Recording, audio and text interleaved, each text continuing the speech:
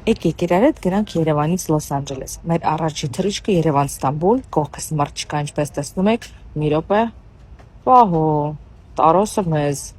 Так, всё, մենք շարժվում ենք։ Տեսնենք մենյուում ինչա կատարվում։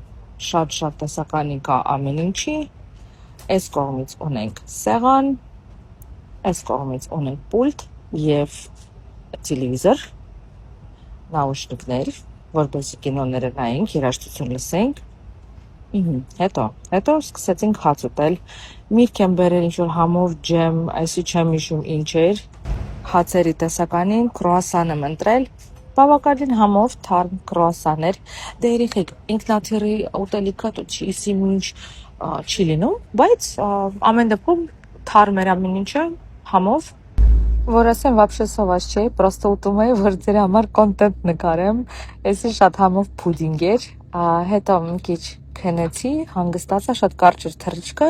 եկանք հասանք Ստամբուլ ու հաջորդ կանգառը Լոս Անջելես։